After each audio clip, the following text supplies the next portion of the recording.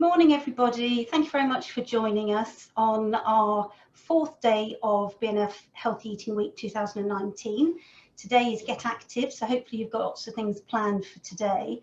What we're going to be doing this morning is we're going to be doing a cook along and we're going to be making Mexican pockets.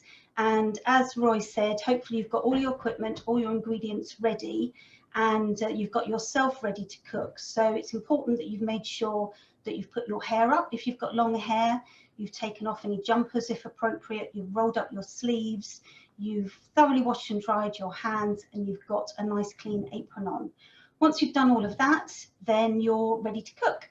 So we've got quite a lot of ingredients today which we're going to be using, and I've got the recipe in front of me here because there's quite a lot of stages in this recipe, and I want to make sure that I actually follow it carefully and make sure that we get the right looking dish at the end.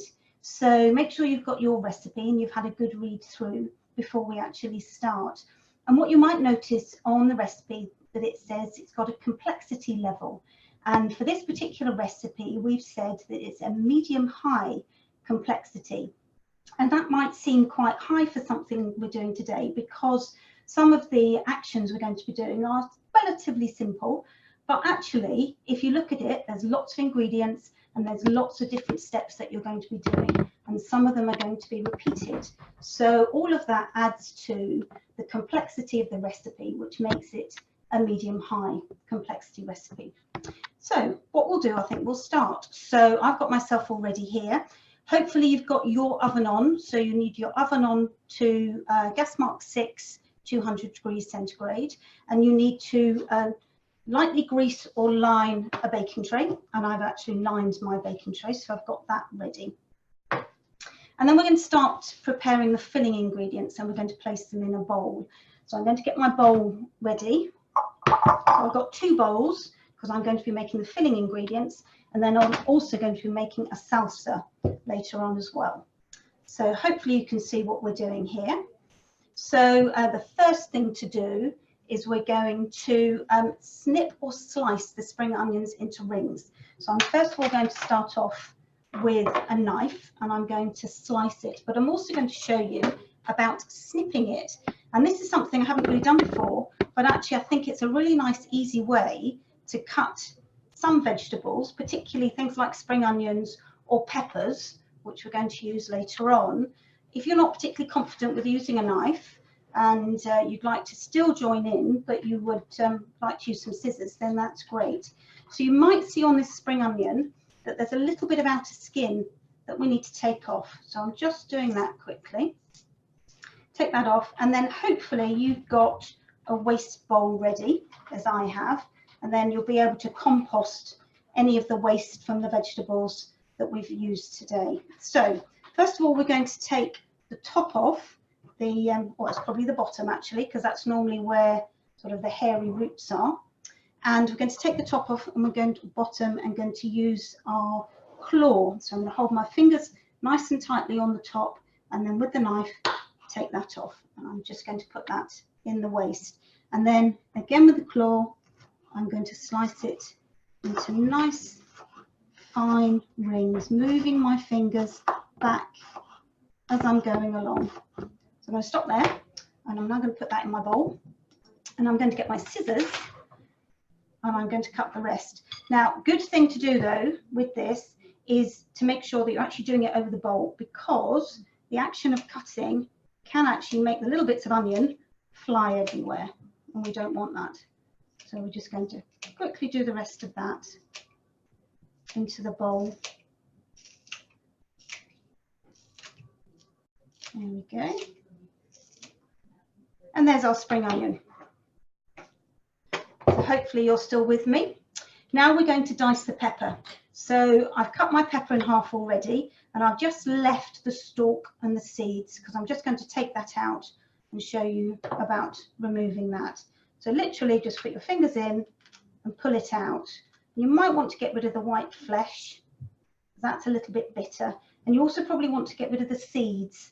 So take all of those out if you can, because those can be a bit hot and a bit fiery, whereas the pepper itself is lovely and sweet. And now what I'm going to do with the pepper is, again, I'm going to use the knife first of all, and then I'm going to use the scissors to show you how to do that. So again, using the claw, hold on nice and tightly, and then with the knife, you're going to slice into nice long strips, moving your fingers back as you go along. And I'll leave that bit to show you snipping in a moment. And then you might want to take away some of the white. Put that over there, a little bit here. There's another seed that's crept in there. And then again, using the claw, just cut it into nice dice. Doesn't need to be too fine. And put it in the bowl. And again, keep going, keeping your fingers out of the way, moving them back so you don't hurt yourself. You might find that you can actually put a few pieces together and slice, which actually speeds it up. If you find that that's a little bit difficult, then don't do that. Do them individually. But some of you might find it's a little bit easier and a bit quicker to do a couple of slices together. So again, keeping your fingers out of the way, using the claw. We're nearly there with this last bit. Keep going. Now I've used red pepper, but you could use yellow pepper, you could use green pepper, or you could use a mixture of all three if you like to. So there we are, that's using the knife. Now I'm going to try and use the scissors. So these are kitchen scissors. Please don't use scissors that would be used for anything else. So nothing that's been used for artwork or for textiles. And then just holding the pepper, you slice or scissor, cutting it into strips. This is a very juicy one. You might be able to see that I'm actually getting splashed by the pepper juices. I'm going to sit back just a little bit. And then I'm going to move the bowl across. And I'm going to snip the pepper into the bowl. You can see that's quite nice and easy to do. And keep going with that. It is very, very juicy, this pepper. We're nearly there.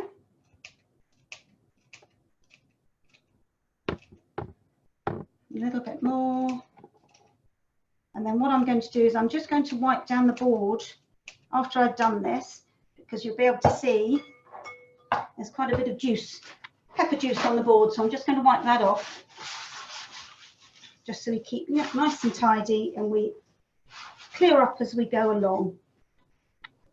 Okay, so looking at my recipe, I've done the spring onions, I've done the pepper, and now I need to do the chicken. So I'm using chicken today. This is ready cooked chicken, but you could roast a chicken yourself and use that. So you could, if you're able to, you could actually portion the chicken and then use the chicken breast once it's roasted.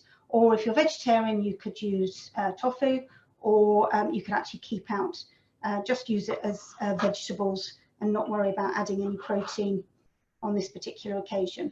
So again, we're just going to be dicing the chicken, making it into smaller pieces and putting it into the bowl.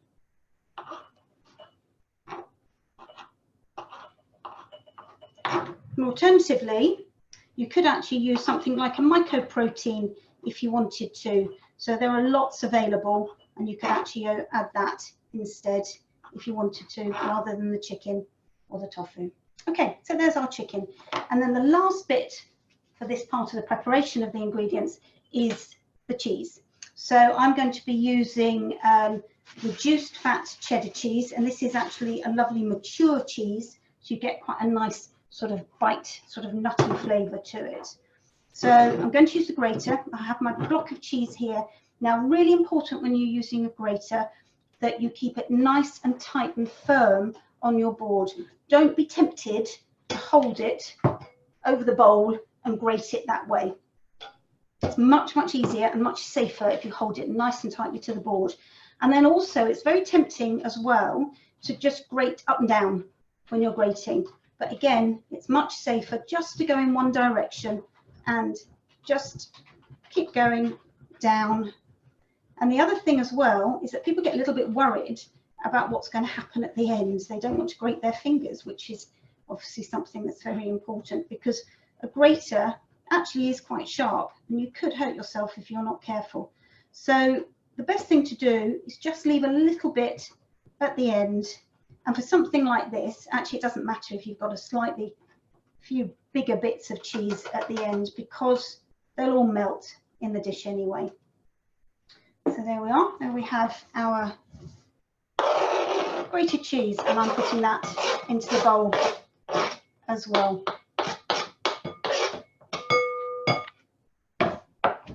I'm now going to give that a bit of a stir with my mixing spoon. And now we're going to add a few more ingredients. So we've got some kidney beans here.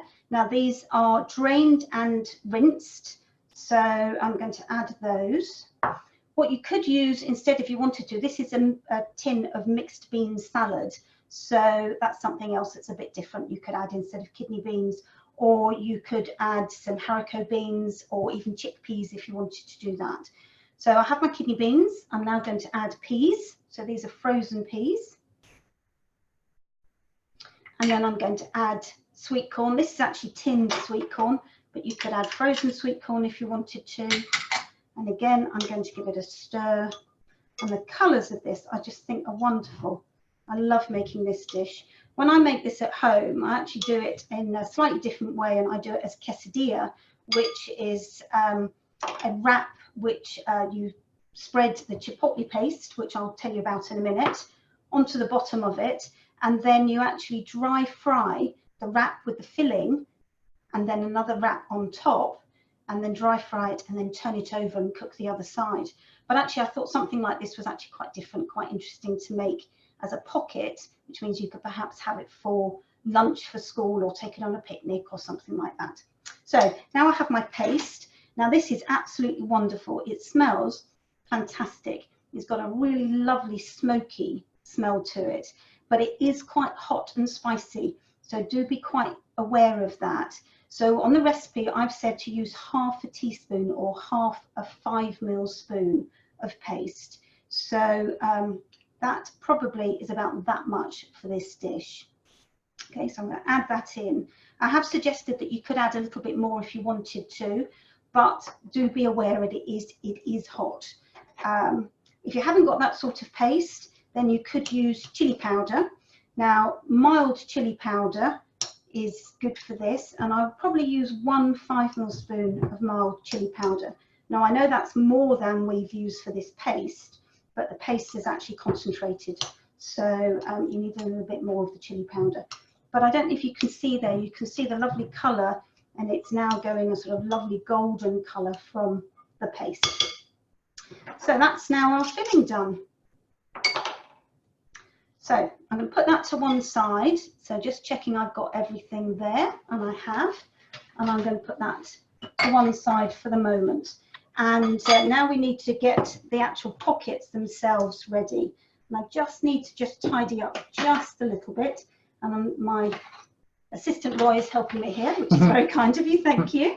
So making sure we're all clean and tidy before we move on to the next stage. And the next thing to do is actually to get the egg ready in order to glaze and seal the wraps. So I have an egg here in a bowl, and I just want to show you this on the front of it first of all. So there is a lion mark.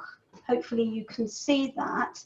Now it's really important when you're using fresh eggs that you actually buy eggs which have a lion mark on them, and that means that the eggs have come from a flock of hens that have been inoculated against salmonella bacteria. So they're much, much safer to use. But you do still have to be careful though. You have to make sure that once you've used them, that you're throwing away the shells carefully, and you're washing your hands afterwards, and you're making sure that you're not spreading any of the raw egg anywhere. So first of all, I'm going to crack this egg. I'm actually going to do it in my hand, and I'm going to do it very carefully with a butter knife. Now please don't do this with a sharp knife. You're just going to be tapping it gently with the knife and then I'm going to be cracking it into my jug. Now hopefully I've done that enough. Yes, I have. And then I'm going to put that in my waste. And then I've got some wipes here. I'm just going to wipe my hands because I've got a little bit of egg on my hands. And if you've got any egg on your hands, please make sure you wash your hands before you go and do anything else. And then with the fork, I'm just going to whisk the egg. So I'm going to beat the white and the yolk together. And that will make a lovely glaze. And now there's the fun bit. So I'm going to get a wrap. So hopefully you've got your wraps ready. I did keep these covered up just before I needed to use them because otherwise they can dry out and then they become quite difficult to fold. So I'm going to then just give my knife a little bit of a wipe before I use that. And I'm going to cut this into half. Thank you, Roy.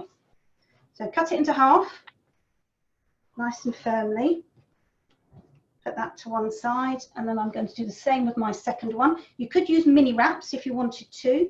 These ones here are just white wheat wraps. There are lots and lots of different types of wraps that you can use. We've had some beetroot ones at home before. They're absolutely lovely. I think they're gluten-free ones, but they taste delicious. But you can get seeded wraps, you can get tomato and herb wraps, lots of different ones. So this is where you need to think carefully about what you're doing, and it takes me just a little bit of a moment just to try and work out how they're going to be folded, because what we want to do is make a cone. So basically you want your half a wrap and you're going to fold one side over and then the other side over so it makes a nice pocket. But you need to do a couple of things first. You need to make sure that you're going to be putting a little bit of egg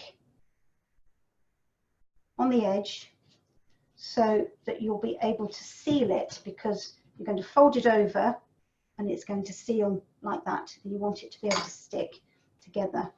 So looking at this one as well, that's going to be the same. So a little bit of egg on the edge. Now I'm going to leave it just for a few minutes, well not a few minutes, a few seconds really, just so it gets a little bit tacky and a bit sticky, because then that means it's more likely that the egg will help the edges of the wraps to stick together. Okay, now here's the test. So what we need to do is fold it over as tightly as you can, squeeze the bottom, and then you're going to squeeze the edges together. And hopefully, like mine, yours are sticking together. Hopefully so. So hopefully you can see that that's now a nice little pocket. And then I'm going to leave that to one side, and I'm going to do the next one. Fold it over, nice and tight. Again, squeeze it hard. Oh, I've got a little bit open at the bottom there. So squeeze the bottom. Now it's not too much of a liquid mixture, so if you have got a little bit of the hole at the bottom, don't worry about it, because it shouldn't leak out. So there we go, there's another one done. And try and do these ones quite quickly. Roll it over again. And then see, whoops. See, these are getting a little bit too sticky now. So it's a bit of a game really to try and get it right. Squeeze it nice and tight. If your fingers are getting sticky, then you might need to wipe them, as mine are, because it's getting a bit too tacky. And then last one, fold them over and then stick it. Okay, right, so now I'm going to go back to my first one, and I'm going to hold it in my hand like a cone, and I'm going to get my mixture, and I'm going to give it another quick stir, and then I'm going to fill 2/3 full with mixture. Now you don't want it to be too full, because then it won't seal. Just going to tidy myself up just a little bit here, so I've got a bit more space, I think. So hopefully you're keeping nice and tidy as you go along as well. And then I'm going to just put a little bit more egg on the inside of my cone. So then that will help to make it seal when I want to put it together in a minute. Whoops. Okay, that one might be getting a bit full, I think. There we are. Hopefully you can see those. Oh, thank you, Roy. I've forgotten the egg on that one. It's good to have somebody watching, reminding you as you go along. Okay, number 3.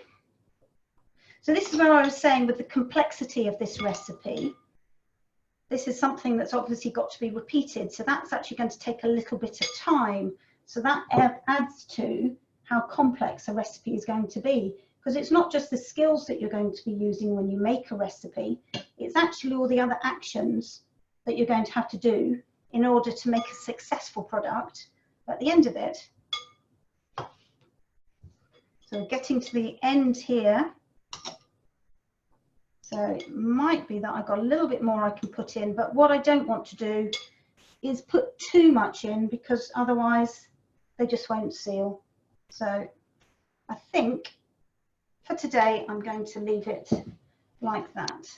And then what you need to do is you need to squeeze your edges together. Okay. Now you might find that you could use a fork to do this, but if you do use a fork, you have to be careful, because the fork can make a hole. You don't want to make a hole. There's number 1. And then I've forgotten that one as well. You need to make sure you do these things in order, really. There we are. And then I'm going to stick this one together. So hopefully you're all at the same stage. It'd be great to know how you're getting on. If you could ask your teachers to let us know.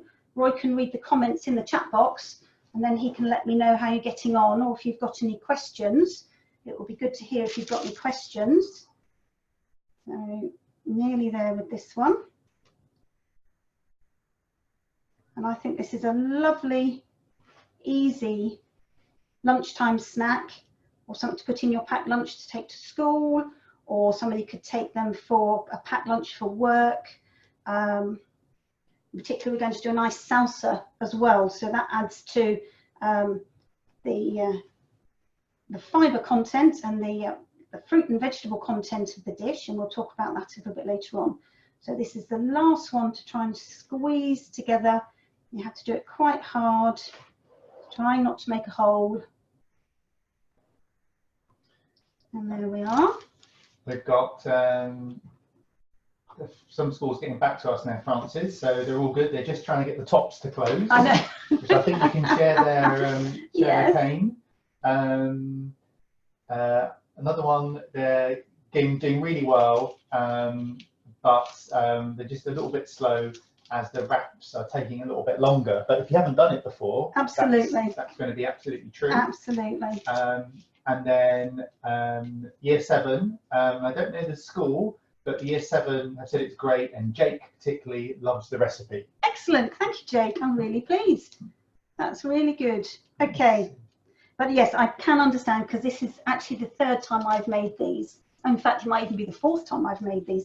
And I made them last night, so I'm actually a little bit more practiced at doing this. But as you can see, it does actually eventually work, and they do stick together. So that's then done now on my board, on my baking tray, and then I'm going to get a little bit more egg, and I'm just going to give them a lovely glaze. Now, as you know, I've used whole egg to do this, and that's going to give it a lovely shiny glaze. But what you could do if you wanted to is just use egg white, and that would give you a slightly duller sort of glaze, but it's still quite good. Or you could just use egg yolk if you wanted to, and that gives you a really sort of deep, dark glaze. So you could actually try and vary the type of glaze that you used. You could actually put some seeds on here as well. So lots of different things that you can do. Just to say, Francis, that it was Jake in year 7 from Churchill Community College.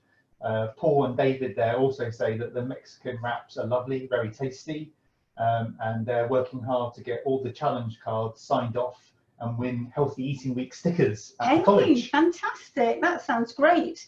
Perhaps we should do that here, Roy. Some stickers for us at work to get challenges. So there we are. There we're ready. Actually, what we do have this week, I'll just show you this very quickly, is that we have special Healthy Eating Week bottles. Now, my colleague Alex was busy last week doing these. So these are actually stickers stuck onto special bottles, and we've been drinking our water every day out of these and making sure that we've had 6 to 8 cups or glasses of water a day, make sure we're meeting our challenge. Thank you, Roy. So there we are. So there's our pockets on the baking tray.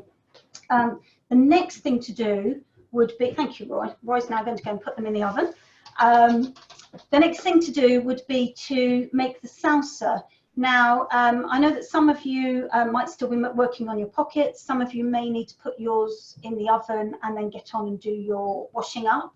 But what I will do is carry on and make the salsa, and then hopefully perhaps you can catch up with this later on if you haven't been able to make it now, or you can just follow the recipe when you get home and make your salsa when you get home.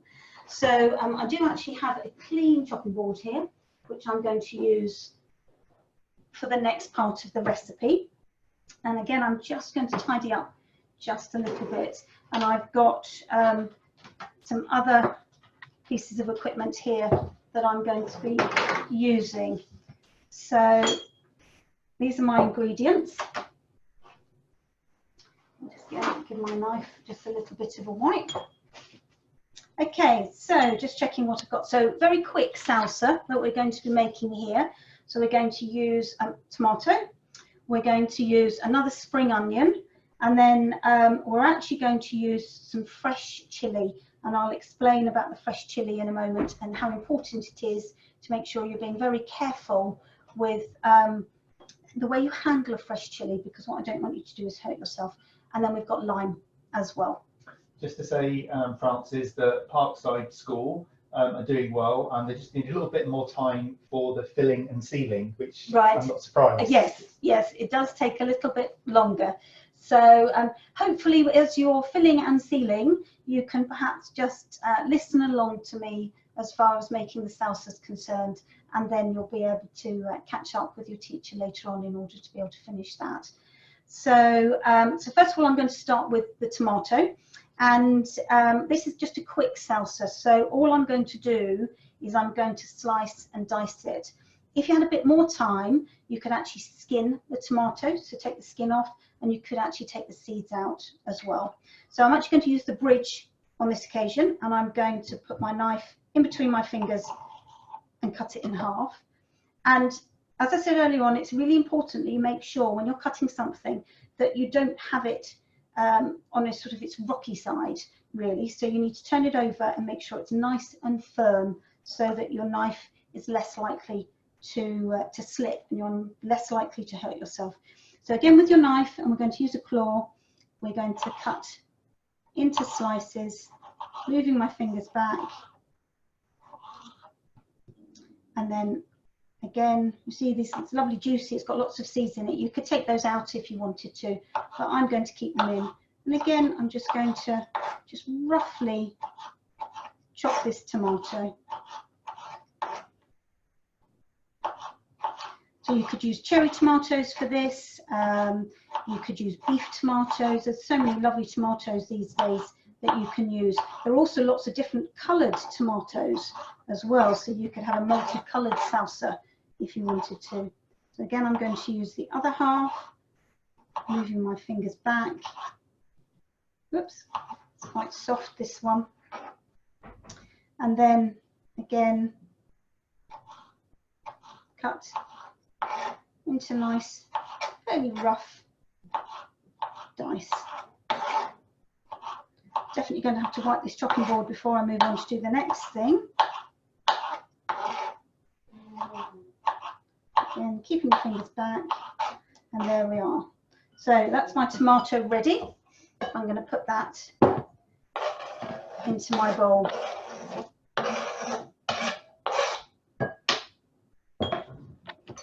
again, just give my board a bit of a wipe.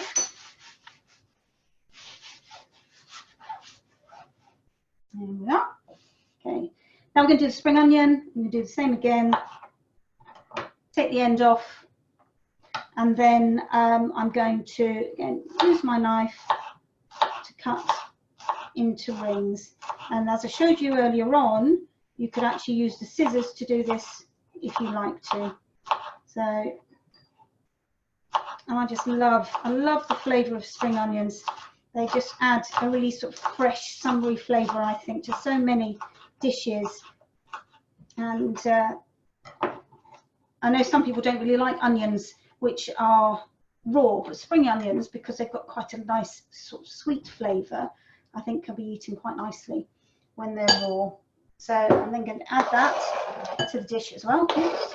There's a few that have gone flying. And just put those over there. And then we're going to do the chilli. Now I was talking about being careful with the chilli earlier on, because chilli has, you need to be careful, because if you touch it, it's got lots of oils in, which can actually, if you get your hands in your eyes or near your face or something like that, it can actually really burn. So you need to be very careful. And also what I'm going to do, I'm actually going to turn it so it's sitting on its back, because the inside is actually easier to cut on something like this. And again, I'm going to use the claw, and I'm going to cut it into nice fine strips. Now it says 1/4 of a fresh chilli, so I've actually probably got more than that here. So I'm actually going to use probably this much, I think. Now you could use scissors on this if you wanted to. Again, that would keep your fingers out of the way. You could wear gloves, or you could use something called a fork secure. So and by using a fork secure, this is actually a really good way of keeping your fingers out of the way. And Roy's just going to get me a fork. Thank you very much. And what you do with the fork secure is you just hold on to whatever it is that you're cutting with the fork, and then you use the knife to then dice it. And what's really important with this is that you have nice fine dice, because although chili is a lovely flavour, what you don't want is for whoever's going to be eating it to end up with having a large piece of chili, which will give them a bit of a fright, I think. So again, I'm actually going to finish off this last little bit just with my fingers. Okay, so we have some nice fine dice of the chili there. And now we're nearly done. So the last thing to do at this point is to do some juice from a lime. So I've cut my lime in half, and again, the smell of a lime is just fantastic, and that again is some lovely summery smells. And I have my juicer, a half a lime, and again on a board,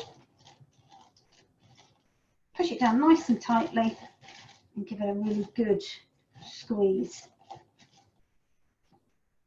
And then you end up with this particular juicer with the juice underneath, and I want 1 5ml spoon of juice. There we are, there's one, and I'm just going to add a little bit more because I can get it all on the spoon. And then you need to give it a nice stir. And again, some really lovely colours. And I've got a little bowl here that I'm going to put my salsa into.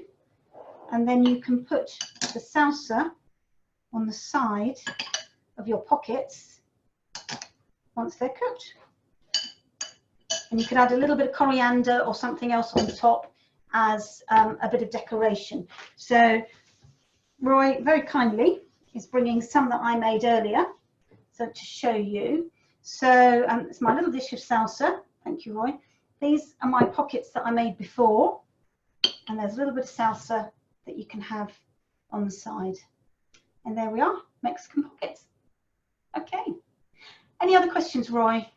At the moment, I think people are still very busy, Frances, I would imagine, in the classrooms, but I do hope everybody's having a great time making these. They look absolutely delicious. Wonderful. Well, that's great. Well, thank you very much for joining us today. Do send us some photographs. We'd love to see what you've been up to.